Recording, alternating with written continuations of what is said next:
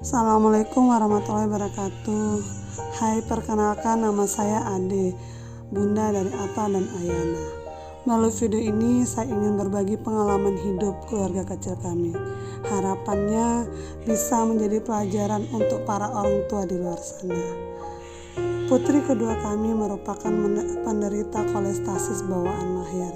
Kolestasis pada bayi adalah terjadinya sumbatan saluran empedu yang menyebabkan terjadinya peningkatan bilirubin sehingga membuat anak kami kuning. Pada saat lahir, Ayana menangis tapi tidak terlalu keras sehingga dia diwajibkan untuk masuk NICU. Hari kedua Ayana di NICU, Ayana dikabarkan terlihat kuning. Ternyata bilirubinnya naik dan diharuskan untuk fototerapi. 2 hari fototerapi, Ayana dibolehkan pulang dan disarankan untuk dijemur setiap pagi. Ayana selalu rutin saya jemur dan 2 minggu kemudian dia membaik, sudah tidak terlihat kuning. Tapi BAB-nya terlihat pucat dan pipisnya kuning pekat.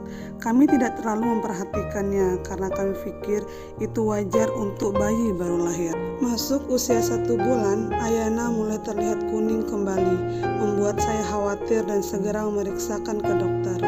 Ternyata bilirubin Ayana sangat tinggi dan dianjurkan untuk perawatan lebih lanjut dan diberi obat asam urso serta rujukan ke Rumah Sakit Provinsi Mataram. 17 Desember 2019, Rumah Sakit Provinsi Mataram, Ayana didiagnosa atresia biliar dan besoknya akan dijadwalkan ketemu dengan dokter bedah untuk menjadwalkan kapan akan dioperasi Kasai. Dunia rasanya hancur bagi kami. Kami mencoba mengingat apa semua saja yang pernah kami lakukan selama ini sehingga kami diberi ujian sahabat ini. Namun suatu kesyukuran bagi kami didampingi oleh keluarga yang selalu memberi semangat. Kami selalu didekatkan dengan orang-orang yang baik yang selalu membantu kami di saat proses penyembuhan adik Ayana. Sedikit saya jelaskan sepemahaman saya. Atresia biliar merupakan gangguan saluran empedu sehingga menyumbat cairan empedu mengakibatkan kerusakan hati. Singkat cerita, keesokan harinya kami menunggu panggilan untuk bertemu dokter bedah, tapi tak kunjung dipanggil. Sampai sore hari kami baru dipanggil, namun hanya bertemu dengan dokter anak. Saat itu dokter anak menjelaskan bahwa dokter bedah mengalami kecelakaan. 2 minggu kemudian baru bisa dilakukan operasi Kasai. Jika tidak ingin menunggu bisa dirujuk ke Denpasar. Kami pun memilih untuk dirujuk ke Denpasar karena Ayana harus segera diatasi. Keesokan harinya kami langsung berangkat ke Denpasar, ke Rumah Sakit Sanglah dan lanjut pemeriksaan ke poli anak. Lanjut cek lab dan dokter menganjurkan untuk di USG, yang berarti harus rawat inap lagi. Saat itu kami tidak mendapatkan kamar untuk rawat inap. Kami harus menunggu antrian selama 3 hari karena memang saat itu kondisi Ayana sangat membaik. ASI lancar, tidak demam, tidak batuk ataupun yang lainnya. Masih seperti bayi normal lainnya. Hanya saja yang membedakan adalah warna kulit dan matanya yang kuning. Dan selama menunggu, Ayana masih mengonsumsi obat asam ursonya. Singkat cerita, setelah dapat kamar, sorenya Ayana masuk untuk observasi dan malamnya mulai puasa. Paginya Ayana USG saat puasa. Setelah USG, Ayana kembali ASI dan sejam kemudian di USG kembali. Esokan harinya, dokter mengabarkan hasil pemeriksaannya. Dokter menyampaikan bahwa dokter belum berani mengatakan apakah Ayana terkena atresia biliar atau tidak. Sedangkan saat itu kondisi Ayana makin membaik. Hasil USG-nya pun hati Ayana sangat membaik.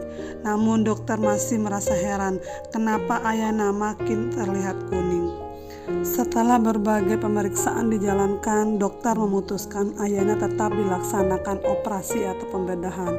Melalui pembedahan itu akan dilihat apakah hanya dilakukan koleniografi atau akan dilaksanakan operasi Kasai. Malam sebelum operasi, Ayana diwajibkan untuk puasa dan Ayana tidak pernah rewel sama sekali selama puasa. Ayana lah yang menguatkan kami. Ayana saat itu menjadi pasien urutan ke-10 dan boleh dipanggil dengan pasien ke-10. Kami menunggu dengan hati yang sangat gelisah. 3 jam kami tunggu dan hasilnya Ayana hanya dilakukan koleniografi. Ini pasca Ayana operasi, sama sekali tidak rewel dan tidak pernah menangis. Namun 1 jam setelah pasca operasi, setelah mulai sadar baru dia menangis. Dan saat itu ini terlihat pasca operasi Ayana, dan dia hanya didiagnosa kolestasis bawaan lahir. Pasca operasi, Ayana pun tumbuh ceria dan bahagia layaknya anak-anak lainnya. 2 tahun setelah operasi, kami melihat perkembangan Ayana dan kami melakukan pengecekan kembali, dan ternyata Ayana masih ada pembengkakan di hatinya. Dan pada saat pembuatan video ini, kami dalam persiapan untuk berangkat kembali ke Sangla untuk memeriksa Ayana. Mohon doanya untuk adik Ayana agar bisa kembali sehat, tumbuh besar selayaknya anak-anak lainnya. Cukup sekian, wassalamualaikum warahmatullahi wabarakatuh.